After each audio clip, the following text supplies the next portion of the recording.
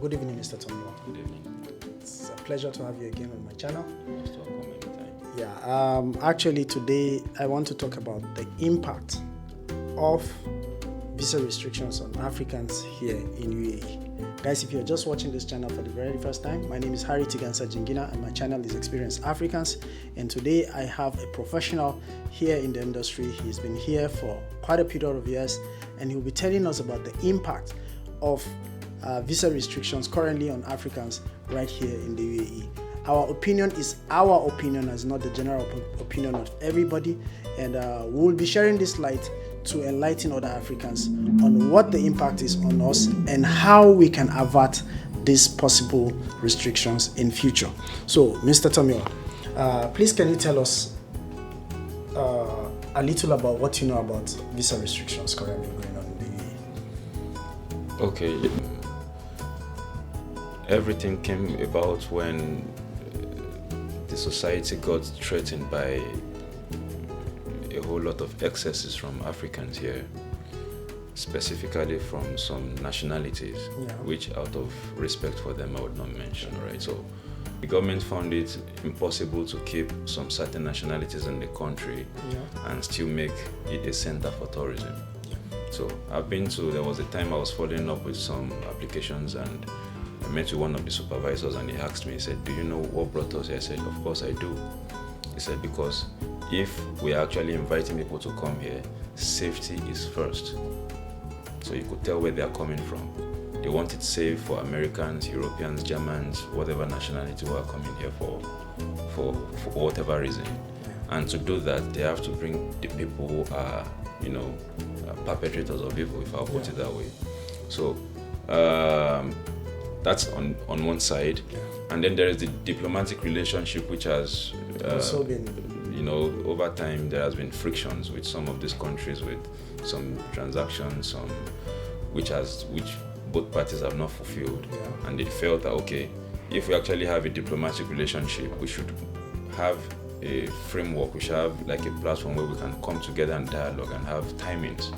But if one country is agitating for this and the other one looks like they're not taking it up, then certain measures have to be taken up. So we hope that it will be temporary, we hope that it's not indefinite, but at the end of the day it would entail both parties coming together now and finding lasting solutions. So that's about it. Number one, on the part of the abuse from some nationalities, and then secondly, diplomatically it's been faulted. All right. So I do agree with you on that, and I also feel a lot need to be done in this country as it is. Most times when there are issues affecting the citizens or even the nationalities, we don't really see the diplomatic missions here taking any action. I don't know if it's speculation, because most times you see write-ups on social media where people say the embassy is not assisting, our government don't care about us. How do you think as citizens we can promote a better image of ourselves here in the country where we find ourselves? Number one, I think it starts with the individual. Okay, if we have by rough estimate, if we have 2 million Nigerians, say for example, I'm a Nigerian, so I'll use that as case study. If we have 2 million Nigerians, there is a probability that the people who are actually giving the country a wrong image are probably 1 to 3% of that figure, all right? So it starts from the individual. Number two, also the government of the UAE has a work to do, has a job to do. How do I mean? I've seen instances where people who have actually, invested their lives in the UAE have lost their jobs, and as a result, lost their residence. As a result, they lost their lives. Everything they've found, they've built over time, they've lost it in this period of 1 year, going to 2 years now. All right. So first, it's with the individual. Number two, the government should also find measures that will sieve the bad eggs out. Not in a way that generalizes and then makes it, stereotyping, saying, okay, this nationality is bad, so all these people must go out of the country. Otherwise, we just completely put aside the diplomatic relationship between these countries, having the same embassies in the same countries, and then go back to the roots. So, number one, individuals should understand that whatever you would do in your country and you get detained for, or you have legal battles, you can't bring it to another country. All right. And then thirdly, we don't want to say the embassy or the ambassador or the consulate general they're not doing their jobs, because we don't know what's going on in the pipeline. We don't know how many meetings they've had. But I just feel perhaps it's not effective enough, because while we are following up with daily type tabloids here, we also try as much as possible to follow up with what's happening back home. If it's a case that the ambassador or the consulate has actually visited this issue, we would have found it on the papers. The government, the Senate back home would have probably had one or two sittings to see how we can actually trash these problems out. But we are not getting any of that information, so we can actually generalize that perhaps enough work is not being done. But I believe strongly that in some way, if we actually carry ourselves as individuals, as expatriates, the government, whether from the UAE or from the Nigerian government or from any African government, has little work to do. Okay. Correct? Yeah. So most at times, we as Africans are the ones denting our image, not only by our actions, but also our pro-actions. That when a crime is committed, even before we verify which nationality committed the crime, we're quick to put it on the social media. What do you think should be done? Even though UAE has censored that rumor mongering and rumor spreading is a crime, what do you think we need to sensitize our people about the information we post on social media? About that, I'm not sure if there is a way of addressing that. Why? Because every individual now, because of the whole emergence of the social media, everyone has access to Instagram, everyone has access to bloggers, everyone has access to create a blog for themselves, everyone has access to Facebook. So they are just, keypad happy to say, okay, I'm the first person to see it. I was there when it happened. And some of the time, actually, like you just mentioned, rightly so, it is the case that a different nationality has committed the crime, but because Nigeria is up there, Cameroon is up there, they say, oh, it's Nigerians, it's Cameroonians again. The only way this can be controlled is what the government has done, to impose fines on rumor mongers. It's as simple as that. But how effective is it? If someone is posting from their rooms now, how do you find out where they are to actually know, okay, why did you do this? Have you verified the source? Have you verified where the incident happened before you put it on the social media? Because as a matter of fact, it creates a whole lot of inconvenience. It creates a whole lot of unrest in the society, because people are thinking, is it safe for me to travel now or not? So basically, the government has taken a stance. They've said, okay, we'll put out fines. If they can actually find a way to make that a bit effective, then I think that should work. So, we have talked about why this has happened and what probably are the reasons that are causing it to happen. What do you think are the possible solutions that we can use to change the image that we already have? Because the image has already been dented. To make sure that in the future we don't have such. Number one, policies. Okay.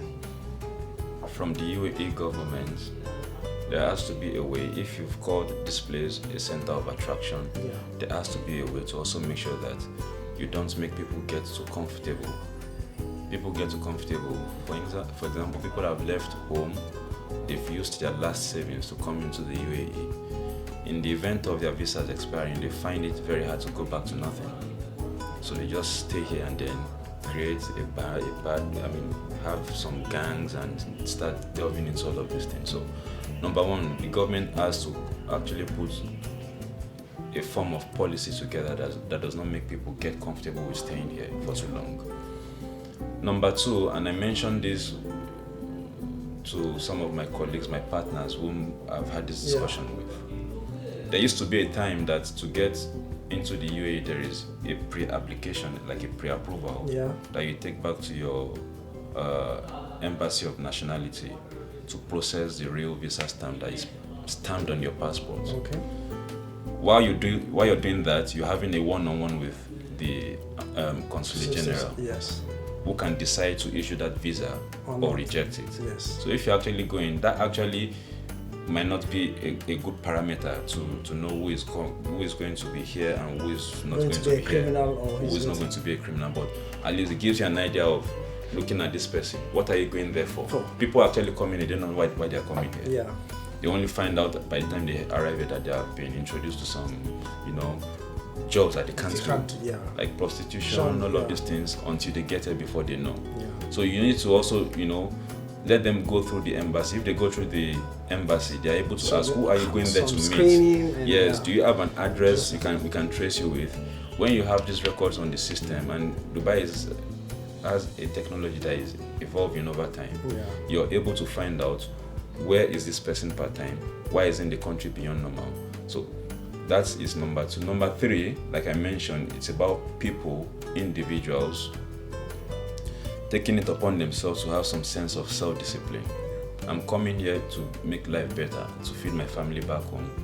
To put some things together back home before, I'll go for pastures green. So you're not coming here to just, get very, very comfortable because you have stable lights, you have good roads, and then you feel, okay, I'm in a developed country. So 3 things: government policy, going back to what it was, 2017, 2018, we had that system and it was working. And then lastly, individuals taking measures, responsibility. All right. So the main aim of the video is the impact. What is the impact currently on Africans, the restrictions? It can be overemphasized. Economically, it has affected both countries, I would say. Because even if people are coming here for business at just 10-15% of the total size, business is business. It hurts on the economy, correct? So economically, it has affected the government because definitely they would have felt it in this festive period. And then from people who are back home, also, they can't do business as usual. I'm not sure where that information was from or if it was true, but during the Christmas period, I saw the video that went viral. That people are actually lamenting that, Nigerians are not coming, so we don't have business. So, I don't want to generalize it on Nigerians. I mean in general. Both those who are expats here and those who are still back home wanting to come for business or tourism. What do you feel the impact is? Because we have a lot of people now crying, my visa just expired, I can't get a new job because my visa cannot be processed, or my visa expired, I want to extend, or my company wants to extend my visa, it is not going through. What is the impact to you? How do you feel it's really bad? How do you feel? Because you're a travel consultant and people are coming to you with issues. How do you feel? From the individual, I would say it's been frustrating, but then I think it's a problem we're trying to source for solutions. The government is thinking, we want to stop these people, but they've not created an avenue for people to actually exit without overstaying.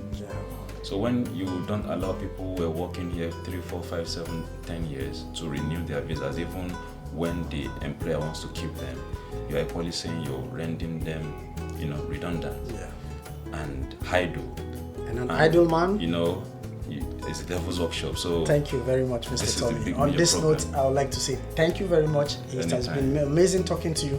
Guys, I will try as much as possible to reach to the street to see if I can talk to 1 or 2 people to hear from them about what they are going through currently in the UAE as soon as possible. So if you enjoyed this video and you want to continue to listen to more videos regarding to what we've been discussing, please make sure that you subscribe, hit the notification bell, and also share the video with a loved one. Until I see you on my next video, I want to say thank you to Mr. Tomiwa of Entrance Global Travel and Tourism for being here with us. It was my pleasure. Thank you so much. Have a great day.